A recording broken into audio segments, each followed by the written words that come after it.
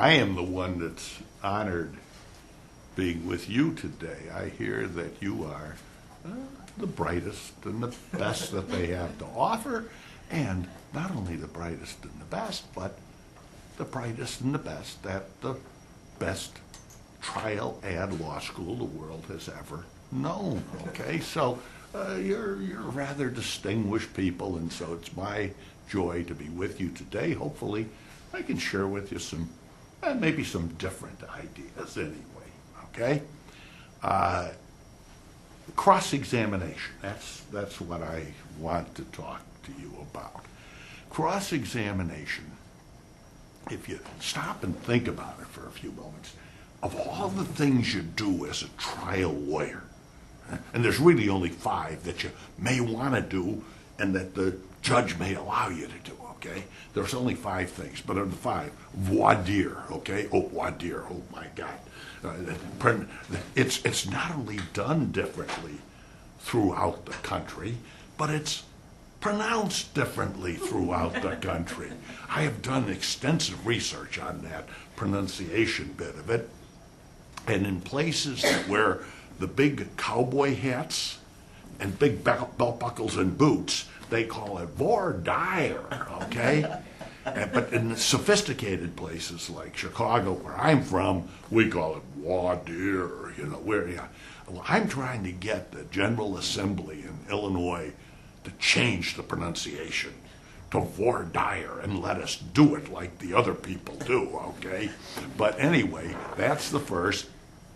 The very important opening statement is next, and then depending upon which side of the aisle you sit on, if you're going to be a prosecutor, excuse me, you go first. It's direct examination, and then boring direct examination. It's usually boring, but that's another story. And then cross-examination, and finally the closing argument. And it's funny because everybody that doesn't know anything about law comes in to watch the closing arguments. Oh, that's where everybody wants. I want to go in and hear the closing arguments. And to me, the closing arguments, this will shock you, is the least important part of the trial. Everything's important in a trial, every single bit. But it's, of all those things, it's, to my way of thinking, the least important. But anyway, of those 5 things, without question, the most difficult thing to do. Now, I know there's some lawyers out there saying, well, it's not the most difficult to me. I have more problems with the opening statement or whatever the hell it is. But the most difficult thing for lawyers to do is to cross-examine. It really is the most difficult thing. And it's the most difficult thing to do for 3 reasons. You're not going to forget that 3, by the way. I'm going to emphasize that in a few moments. And the 3 reasons cross is the most difficult. The first reason is totally obvious. Pete the perjurer. There he is over there. Peter the perjurer is just finished on direct examination, okay? Peter the perjurer, who I'm about to cross-examine, doesn't like me. I don't like him very much. And so that makes cross a little bit difficult. I've got somebody who doesn't like me. I don't like him. That makes it difficult. Second reason, and I say this not facetiously, but with meaning, maybe not a significant meaning, but with meaning, the Perry Mason syndrome. There is not a person here who has not watched Perry Mason. Perry Mason's been on forever. You turn on the TV this afternoon, I'm sure you will find a Perry Mason show on there. And the problem is that we've been all of us have learned trial advocacy from watching Perry Mason. And what have we learned? We learned particularly the importance of cross-examination, because the scene is the same in every one of his shows. There's the witness up in the stand. There's Perry is down in the well of the court, right? Witness on, oh, by the way, there is music playing. Now, I've been trying federal criminal cases. I know you'll be shocked at this, but I've been trying federal criminal cases for over 41 years now, right? I've never had music in the courtroom. You know, wouldn't it be nice if you could orchestrate your own music? It'd be nifty, okay? But I've never had music in the courtroom before, okay? And I think it would be nifty. But anyway, there's music playing. Perry's down here, witnesses up there, and Perry's doing his cross-examination. Same situation all the time. Suddenly, and of course the music goes up, and suddenly the witness says, no, Mr. Mason, it wasn't your Johnny who robbed the bank. It was me. I robbed the bank. Oh, my God. And the music goes up, and Perry has won still another case. There's not a soul in here who has ever seen Perry Mason deliver a closing argument. He's never had to deliver a closing argument. Mason wins all of his cases on cross-examination. And what does that do? It creates, and this is the point I want to make here, it creates an expectation factor. An expectation factor in your jurors, and I will talk about trial of cases to jurors. I don't believe in the other part. Over 41 years of trying cases in the federal district court. Do you know how many non-jury cases I've tried in 41 years? One, and that was a mistake, by the way. But anyway, I don't believe in that. I call them slow pleas when you try them to the judge. But anyway, I'm talking about trying jury cases, okay? But the jurors have an expectation factor. But the worst part is, so do many lawyers, particularly young lawyers, have an incredible expectation factor. Now, by the way, before you talk about the expectation factor, Terry, well, you're just telling us what a great job Perry does. Maybe we're in the wrong church here. Why don't we just go home and rent a few old Perry Mason movies and watch them? And that's the way we're going to learn cross-examination. No. Perry is a horse's patoot as a he's a terrible cross-examiner, as are most people in my book, but he's horrible. Well, then why does he win if he's so bad? He wins for, remember I told you, three. He wins for 3 reasons. What are they? Number 1, a wonderful investigator. Number 2, an incredible secretary. And number 3, he writes his own script. You'd win every case, Lee, if you wrote your own script, so would I. So he writes the own script, but he's a horrible cross-examiner, right? Well, here's the point I make to you, though, is that jurors have this expectation factor, and worst of all, particularly as young lawyers, you will have an expectation factor. You will think that this is the cross-examination, this is the aurora borealis, the northern lights, this is the big moment in a trial, and now I am going to destroy this witness, and if the witness says red car, I'm going to get the witness to say green car, and all that. Let me tell you, from one who has lost more cases than anybody in the room, obviously, and then some, that doesn't happen. You know, it doesn't happen. So don't go into cross-examination with an anticipation that you're going to get the witness to change the basic story that they're telling. You've got to have a realistic expectation in cross-examination, and they're not going to change their story. The jury's not the big problem there. You can override their expectation factor.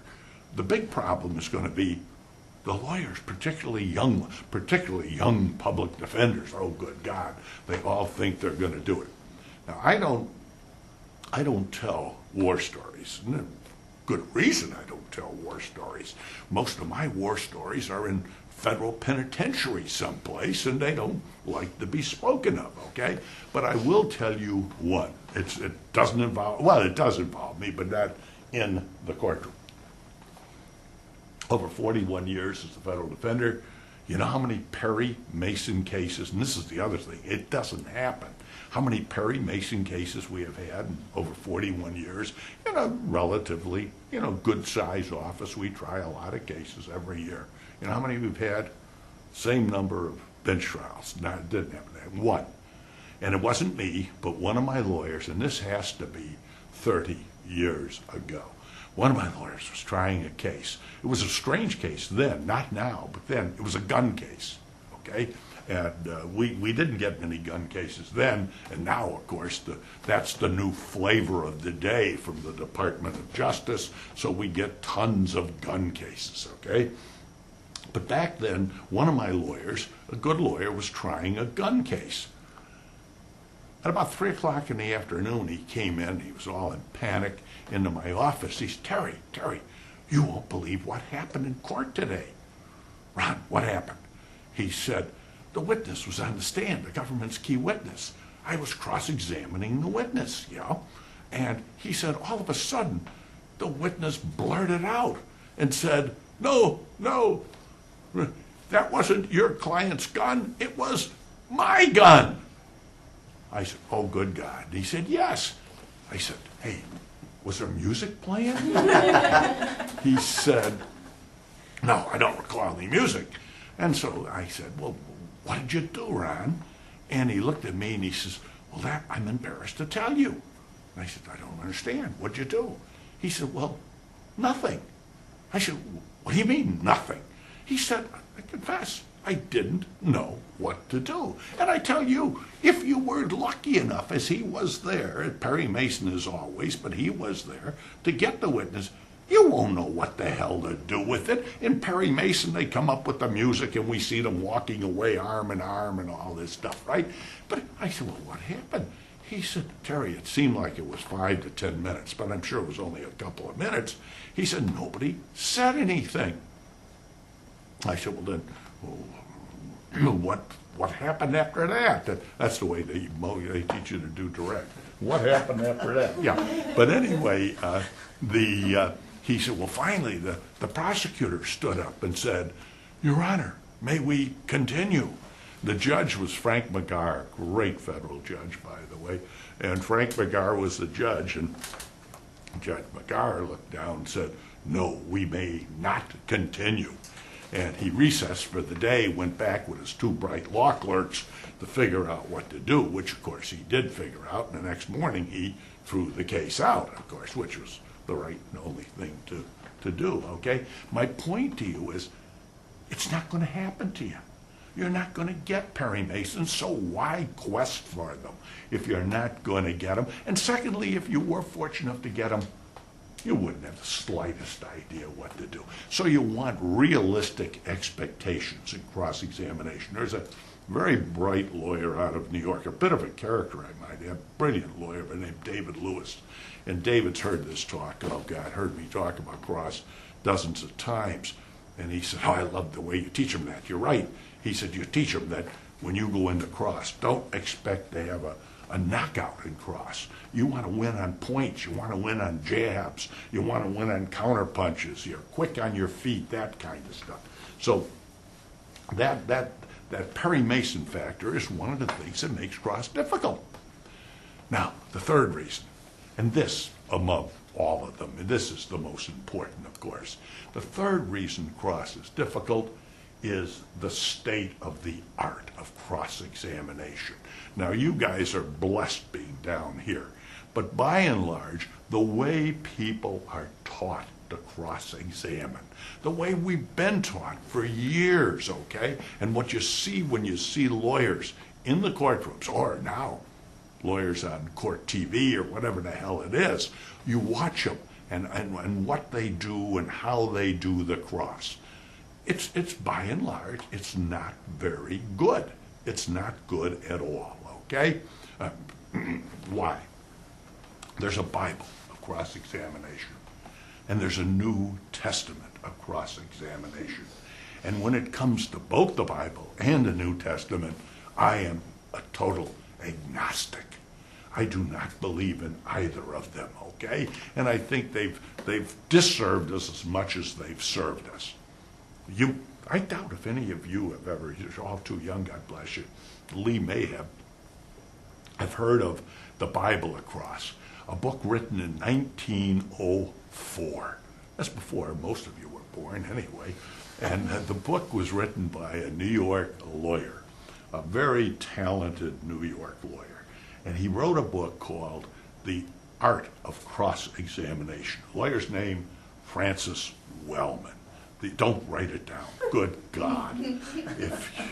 Because momentarily I'm going to tell you, don't read the damn book. So there you are, hustling to write it down, okay? Incidentally, you're writing all this stuff down. You should have, and if you don't have, I'll make sure you get an outline and all of this. So you don't really have to write anything down. You can just relax and pull it in, okay? You don't want to write down Wellman's name. It'll be in the outline. And the book, The Art of Cross-Examination, was the Bible of cross. When I came out of law school, told people I wanted to be a trial lawyer, they said, well, you've got to read Wellman, The Art of Cross-Examination, okay? And I did. I have now read it twice. I read it about 15 years ago, just to double check when I was doing this stuff. Anybody here ever read the book or heard of it? No. Okay, good.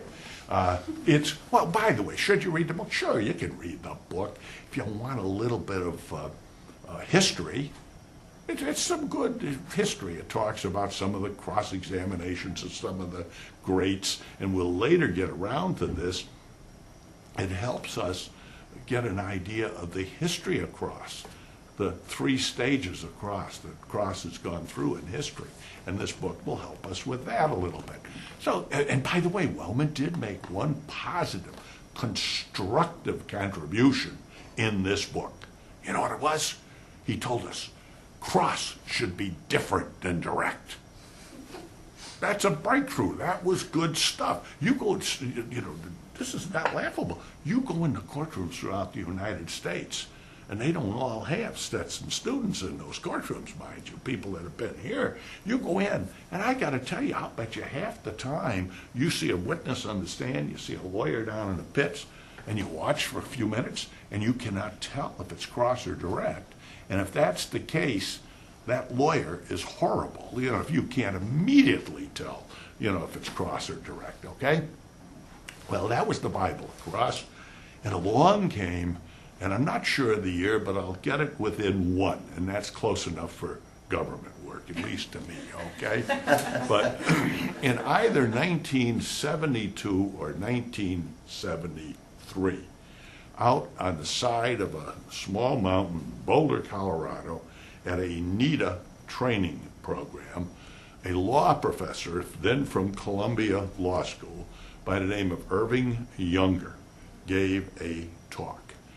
The talk entitled The 10 Commandments of Cross-Examination.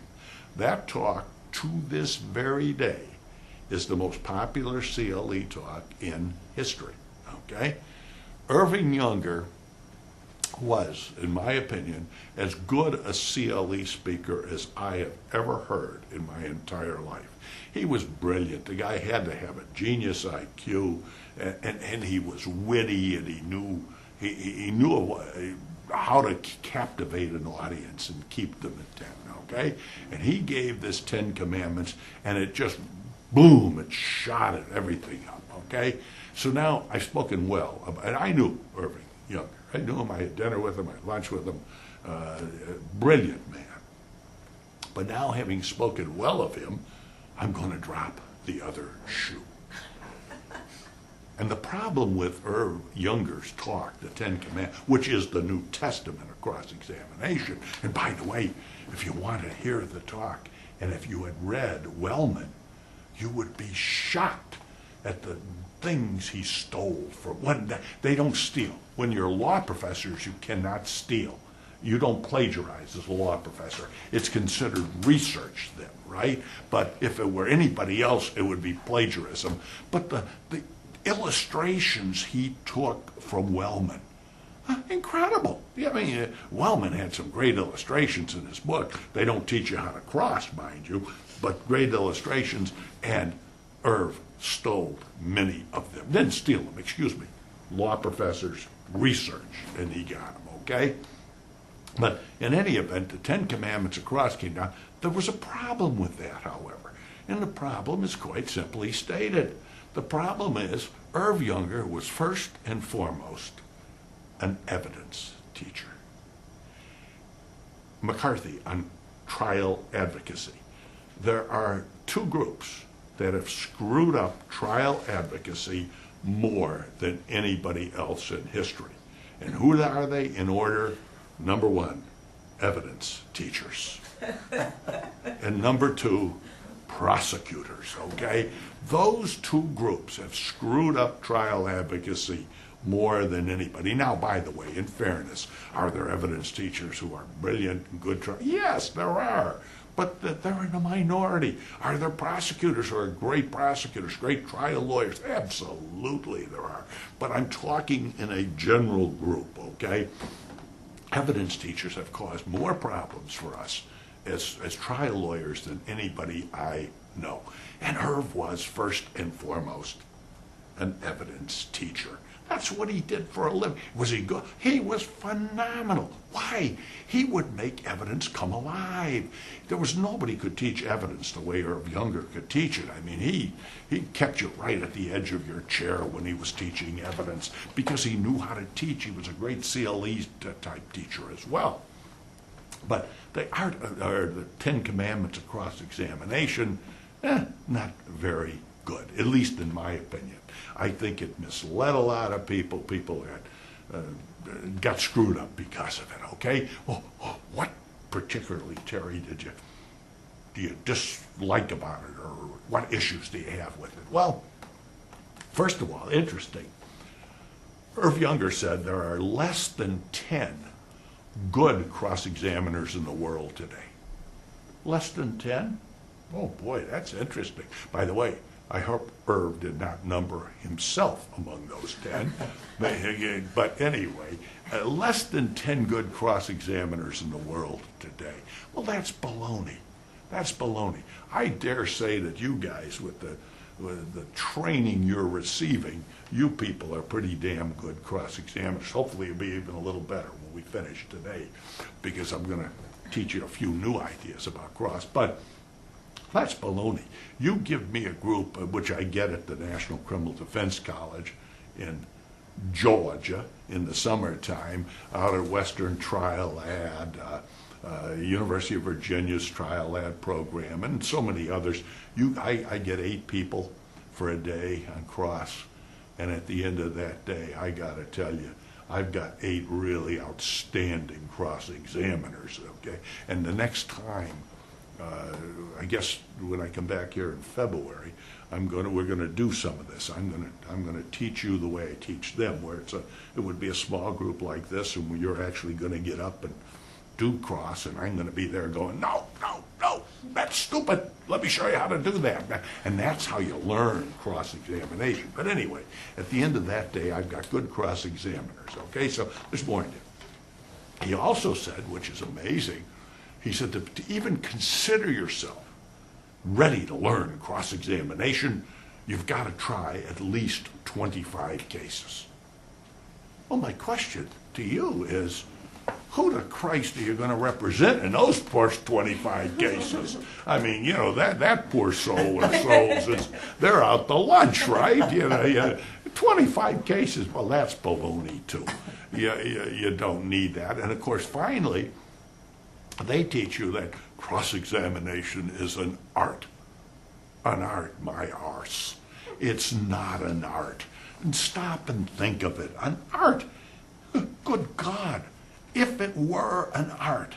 And I look in here, and these are, again, the brightest of the bright, right, in this room, right? Okay, how many of you in this room were born with the art of cross-examination? Maybe 1, maybe 2, okay? And that would be about it. Oh, what about the rest? Looks like dental school is in your horizon. You know, you're not going to be a lawyer, right?